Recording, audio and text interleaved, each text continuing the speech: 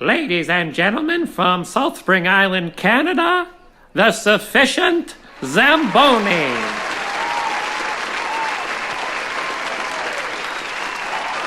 It's an honor and a privilege to be here tonight before you to demonstrate the sleight of hand skills that I'm going to show you tonight.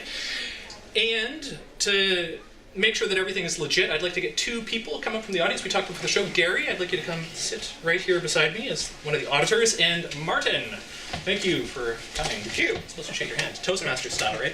All right. So as I said, it's an honor and a privilege. And as such, I brought a brand new deck of cards because this is a really neat opportunity to be able to perform for you tonight. It's going to take about a minute or two to warm up the deck of cards. It's sort of like watching a fiddler tune their instrument beforehand when they have an important show. So if you have to take care of any sort of washroom breaks or get a drink or something like that, now would be a good time as I unseal this brand new pack and warm it up a little bit. You see, a brand new deck of cards, when it comes out of the box, it has a few burrs on it, so it takes a little bit. On top we have these two advertising cards. You've probably seen these before. Won't need those. And on the bottom we have two jokers. One's a little bit colorful, the other's black and white. Put this one away. Might need this one a little bit later. No longer need the blade. And they come in what's called new deck order. So you can see here that we've got the ace to king, king to ace, king to ace. And that is like a time-honored order that these cards tend to come in. So as I said, I've got to warm them up, get the burrs out a little bit. Won't take too long. This sort of runs them through the fingers and acts like a little bit of filing. One interesting thing about a deck of cards while I'm doing this is that they have very strange similarities, coincidental to a calendar year. So for instance, you've got black and white, or sorry, red and black, which are like day and night. And you also have 4 suits for the 4 seasons, right? You've got 13 cards per suit, which are akin to the 13 lunar cycles. That one's a little bit more esoteric. And oddly enough, if you add up all the cards in a deck, where ace, king, queen, and jack are 11, 12, 13, and 1, you get 364. And then if you count the jokers, the 2 of them, you sort of get 365 and a quarter if you add them up that way. So it's kind of an odd thing about a deck of cards. No one really knows how that originated. So I think now that we have things all warmed up, and I don't really have to rush, I don't think, because this is, this is Salt Spring Island. We don't have to rush here, right? It's Salt Spring time. All right, so now that we've got them warmed up, I can do some demonstrations for you. So one of them, for instance, is that I can cut to just about any card in the deck once I'm calibrated. For instance, if I wanted a king, do I have a king here? You do. Is this a king? Okay, I'm getting there. Gary, I'd like you to name a number, not a card yet, because I'm still calibrating the deck. A number. Yeah, like in the deck. 4. Okay, I think I might be able to get a 4. Let's just see. Might be off by 1. I've been off by 1 recently in the early times. Is that a 4? It's off by 1. Oh, a 3! Okay, I'm getting calibrated. Once I'm calibrated, things get pretty cool. I'd like you to give me a card. 6. A 6. Okay, a 6. A 6 is a tough one. Let's just see. I think... Do we have a 6 here? You do have a 6 there. Calibrated. This is great. Now we get this card. Thank you. Yeah, feel free to applaud that.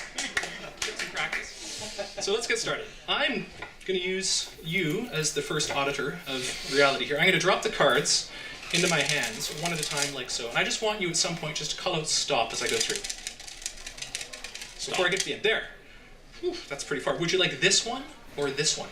I want this one. Okay, I'm going to put it aside and no one's going to look at it. It's off to the side. This is the card you chose, right? And I'm going to try to figure out what that card is, sort of by reading the deck, so to speak. It's going to look a little bit odd. Some people just kind of deal through the pack when they're doing these tricks, but that's not what I'm going to do. I just need to get a sense of the pack. And I think, let's just see, if I run through, find one card. I've got a good feeling about this one. Okay, it's going to give us some information. So this is a 4. The 4 of diamonds, it's a red card. So that doesn't tell us much, but it tells us that your card could have been a 4, could have been red, could have been a diamond. Okay. Fair? All right, so we need more information. I'm going to cut here. Let's say actually here, and we're going to see which one's next. So this card on top here, I think it's going to be another 4 based on my intuition. 4 of hearts, right? Oh, that's good. Oh, yeah, you can draw that. 4 of hearts. So 4 of hearts, 4 of diamonds, probably a 4, but maybe just a red card. All right, so let's see. I'm going to cut once more. Let's say here. And I think you saw a flash of that. Is that another 4? Yes, it is. 4 of spades.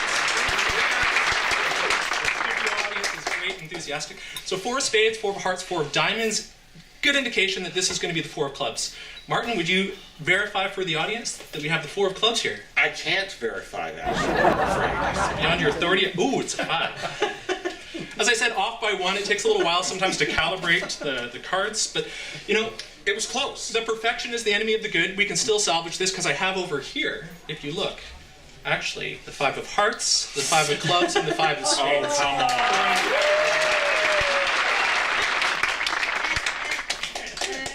Thank you. That was You got me on that one, my friend. I was feeling very bad. I was. Feeling bad for him. This is one of our strategies. For, Yeah. you thought I was going to suck, right? You were like, oh, pity. I thought he was bombing. He's bombing the poor guy. Okay, so I'm gonna open this up for you a little bit. I'm gonna show you a little bit how it's done. Because, you know, this is a savvy audience, intellectually curious audience. So I thought what I would do is I would show a little bit how this works. Okay, so to wit, I will show you the switch. Okay, so here we have 4 cards, right? The 5s. And I can tell if I feel that one of these is black. This one right here is the 5 of clubs. Now track carefully. Here's the 5 of clubs. I'm gonna put it over on the right. Okay, the next one is the 5 of spades, right here, see? Track carefully, I'm going to put it on the right. So this is the switch that I used before, and you see you have the red ones here now, hearts and diamonds, and the black ones here. The switch. I didn't see that. So that's the switch. Then there's cutting to the cards and finding them. So it's an unreliable art. So one of the things we do is the glimpse. All right, and I'll show you what that looks like. Because people say the cards are marked, like you asked before the show, are the cards marked? And they are on the face, but not on the back, right? So they all look the same as a result on this side. This card looks the same as this card and all the rest. So what we have to do is we have to peek at them, and we have subtle techniques for that. So I'll show you the subtle technique about which I am speaking. Watch carefully. If I go here and get a snap, see I can peek at this 5 of diamonds. Can you all see that 5 of diamonds through the peek? And now watch, if I just, like that, I can peek at the 5 of spades, right? So of course I can see it because it's face up now. If I were to turn it face down, I can't until I snap and I get the peek at the 5 of hearts. So now I know for sure that we have in this packet the 5 of hearts, the 5 of diamonds, and the 5 of spades. I hope this is making sense because watch once more here. See, face down, you can't see what these cards are, but face up with one card, I can peek and see the 5 of clubs. Right? Wow. So one thing also that's kind of awkward, people are like, what if you need to verify them all at once? Right? You can't sort of do this big peek at once. So we have this sort of stratagem. Under the pretenses of looking at one card, what we can do is we can peek at all 4. Okay? That verifies things for us quite nicely. So thank you. That's the key.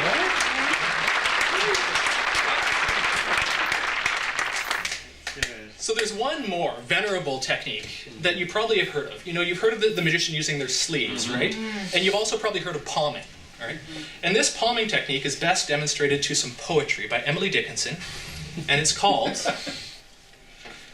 Best Witchcraft is Geometry. To the magician's mind, his ordinary acts are feats to thinking of mankind. So thank you very much, folks.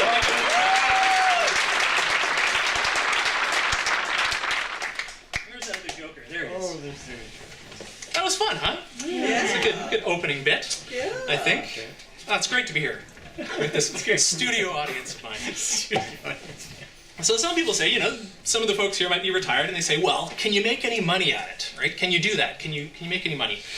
And some people do this professionally, but there's others that aren't really as morally upright as they could be, and they cheat, okay? They cheat at cards. Right? So just bring yourself back maybe to some pub, or what did they call it back in like maybe the 1600s? A tavern, right? Where some people are playing poker. And I'll draw your attention to my hands for a moment because this is a riffle shuffle, right, on the table. Can anybody here do one of these riffle shuffles? When you just sort of spring the cards together and cut them? Sometimes you see that in a more sophisticated game. Other times you see an overhand shuffle, like this, and you sort of just moving the cards around in blocks. It's a little bit easier. It's not quite as a good defense against cheating as this riffle shuffle is. So the question was, can you make any money at it? And so yes, you can. You can cheat. And as I said, I will show you what that looks like to see if I can get an advantage despite these sort of shuffles and cuts. I'll even give it the sort of impossibility of the cut before the deal. And we're going to play draw poker, which was very popular back in those days. 5 people get 5 cards or so, and you're going to draw them in a little bit. So I'm going to deal that, and we'll see what happens here. So maybe imagine me as like Billy the Kid or something like that, and I'm playing with some other high rollers, and it's my deal. Okay? And I'll see if I can give myself a good hand despite all that shuffling and cutting. And sure enough, here, I've only got 4 cards at this point. I've got those 4 5s. So that's likely, thank you very much. That's likely to get me shot. Right? So I wouldn't deal 4 5s to myself. Usually I deal the winning hand to somebody else, right? So maybe this person's in with me. So I decided to deal this person a better hand than I received by giving them the 10, Jack, Queen, King, and Ace of Diamonds, which is a very good hand. But you see, that wouldn't be fair, right? So I decided instead to deal also the 10, Jack, Queen, King, Ace of Spades to this player, the 10, Jack, Queen, King, Ace of Hearts to this player, and the 10, Jack, Queen, King, Ace of Clubs. So that would be, it's hard to determine who would win in that case. Do you know No, absolutely I'd not. say the spades. The spades would probably win unless, of course, I had the one card, the Joker. Then I would break it.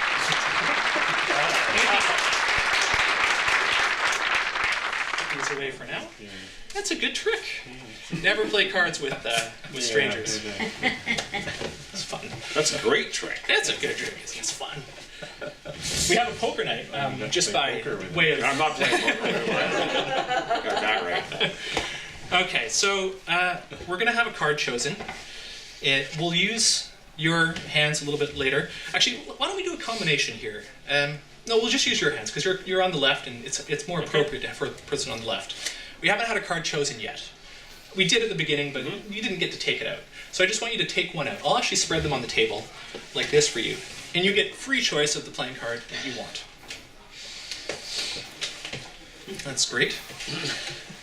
Good choice. I want you to show everybody. Don't show me. Maybe don't show Gary either, because he's in sort of proximity to me, and so that sort of eye shot won't work. And so what I'm going to do in a second is have you put it back in. And then I'm going to spread the cards face up on the table. Okay. After you've put it in. Okay. Okay? And I'm going to get you to try to get your finger on top of your card before I can. Any Okay. idea? So here, just put it back in here. Yeah. All right. Good stuff. And I will mix it in. Now you have an advantage that I don't have, which is that you know what your card is. I have an advantage that you don't have, which is that I'm a magician, Right. sleight of hand expert, and I'm also the guy shuffling the card, and I can vaguely track maybe where that card is. Right. So we're gonna see which is more powerful in this situation. So you get the idea. I'm gonna spread the cards. Right. You're gonna try to get your finger on top of your card before I can get your card. Okay. Got it? Okay. I got it. 1, 2, 3, go. Okay, I got one. Oh, you got one too? I think so. Oh, okay. What was your card? I think it was a 4 times. What was it? What was it? Cheaper. 5 5 diamonds. Okay, See, there you I go. got the See, right I'm an person. old guy, right? So there you go. I'd already forgotten. I tried to memorize it. It's really Jen up here, not me. Sorry.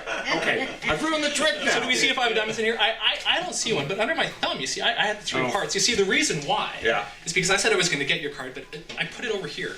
Do you see under the box? Ooh. See, I put it aside. And is this the 5 of diamonds? Oh.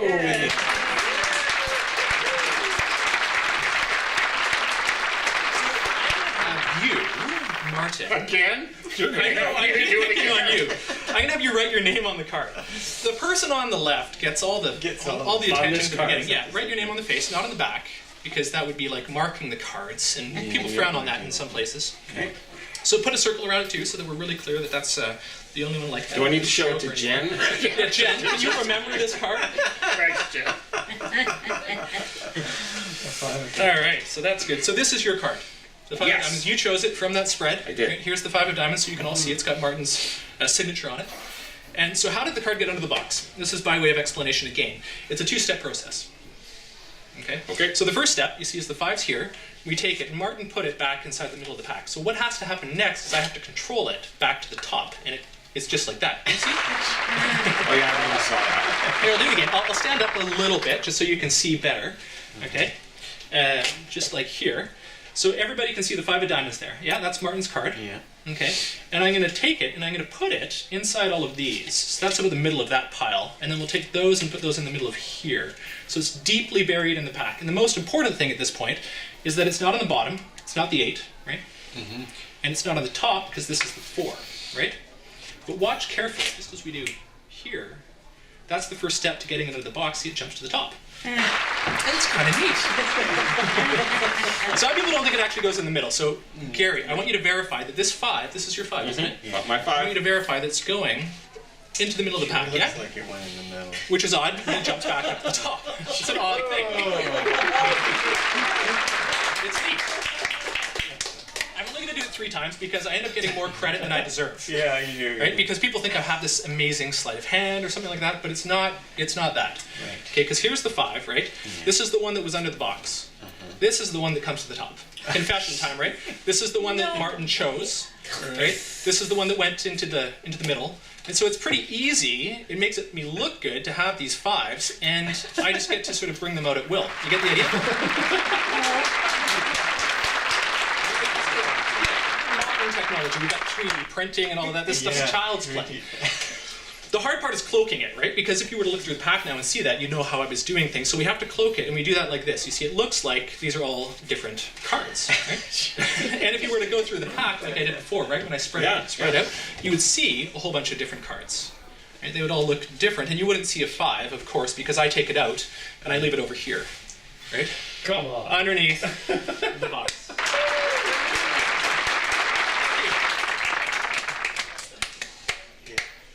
Fun. All right, don't need the box anymore.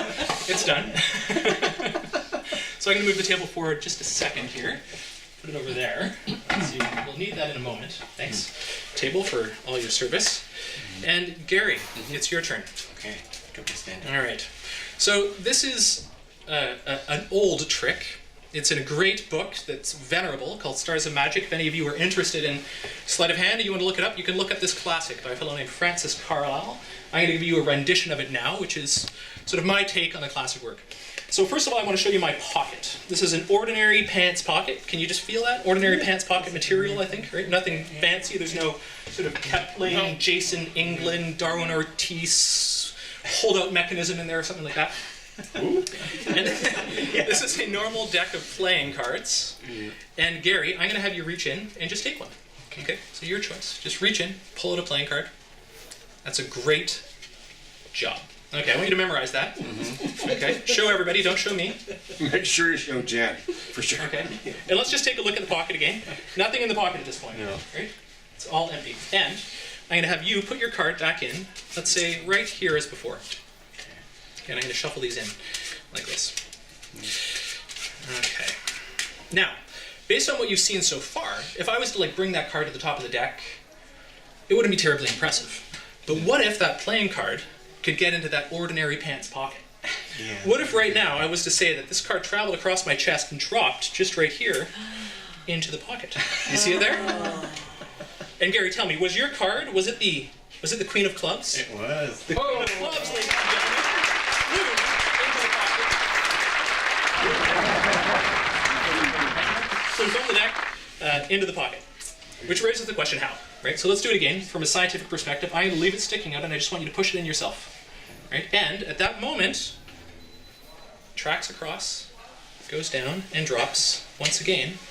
Right? Into the pocket.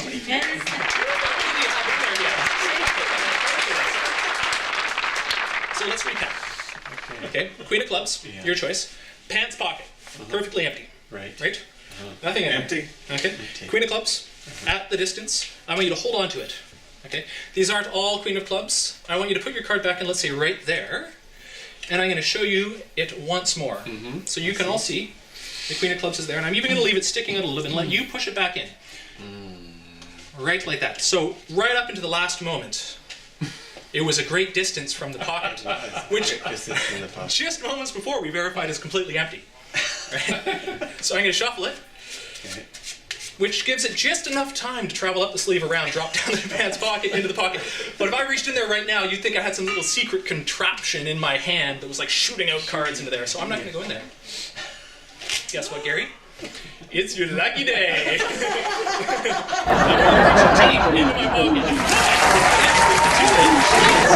Holy smokes, my friend. The Queen of Clubs. Ew, that's a bummer. Anticlimactic. 2 of diamonds. Hold on. Sometimes 2 of them stick together, you know? So hold on. Queen of Hearts. It's close. Off by 1. Just a suit. Hold on. Jeez. The little machine. None of that. Hold on a second. I think maybe. One more try. I think I might have gotten every card except for 1.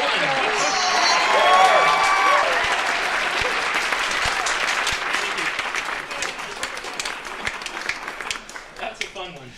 Let me just bring these back over. Created a bit of a mess there. And we're close to the end of this. I've got to get my pen here. There it goes. And maybe many things going on here. Okay, so I forgot one of the tricks earlier. I'm not going to be able to do that one, but that's okay. Rest assured, we can cut out this part. All right, so I'm on to the finale. Okay. On to the finale early. That's pretty good. Okay, so finale, final trick. Whew, gotta calm down. That was exciting.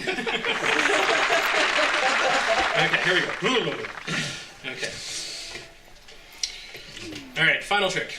I'm going to draw your attention to my hands, folks, because somebody asked me, Shaun, can somebody else shuffle the cards? And there was a trick earlier in which I told a story about when I gave them the opportunity to shuffle the cards, and it wasn't a good idea. So I ended up arranging a trick, which is this one, in which I'm going to let you shuffle the cards, and I'm showing you a bunch of different ways that I shuffle, so that you can sort of feel comfortable shuffling however you feel comfortable in a second. So these are all overhand shuffles, riffle shuffles. I don't know which ones you folks know how to do, but we're going to find out in a second. The problem with all these shuffles that I'm showing you is that there's only one person in control. That's like giving one person full control over the deck of cards if they happen to have skills with their fingers. Okay, so we're going to take a collaborative approach. All right, I'm going to make some piles with the deck, something like this here, and it's going to be about the same size each. Let's say do this one here, and I'll put these here. And Gary, I want you to shuffle these. Okay.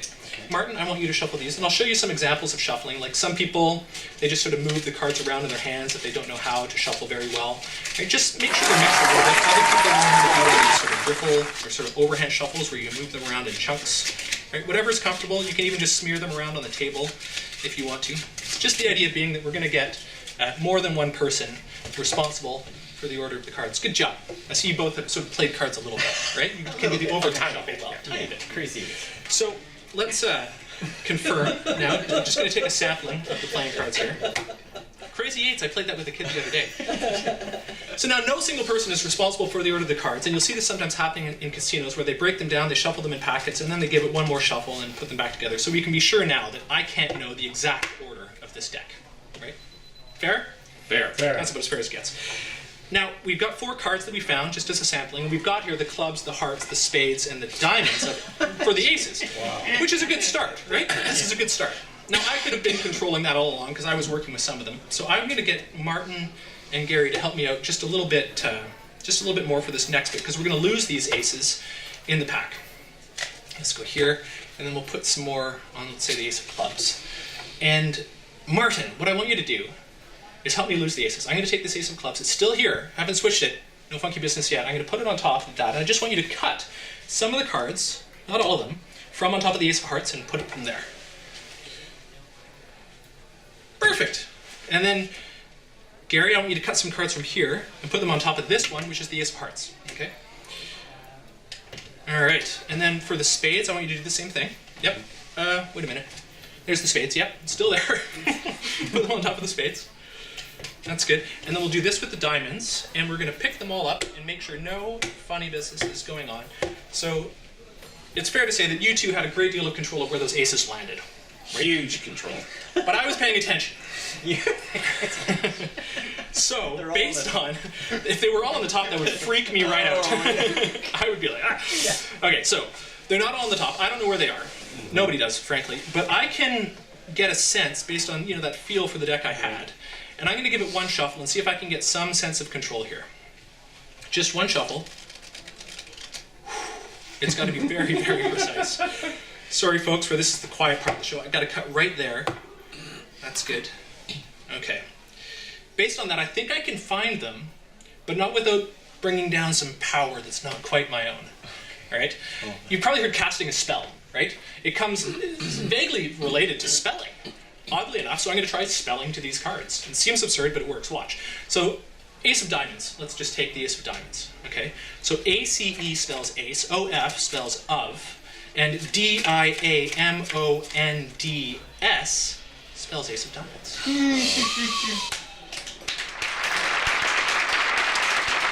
love that sound to me, that like, in the 23 years of practice, we're like, oh. I love you. Okay. So there's the diamonds. Let's see if we can get the spades. ACEOF.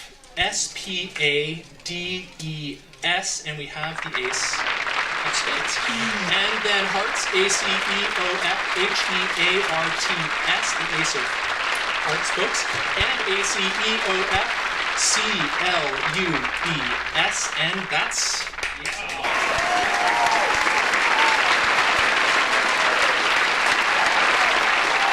leaves me with 4 cards, kind of a scratch, except for the 4 cards.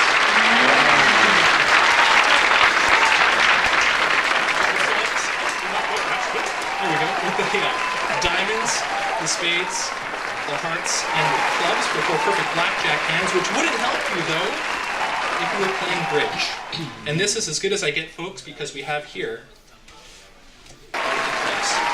We have here all of the hearts. We have here all of the spades. And finally, all of the diamonds. As good as I have you.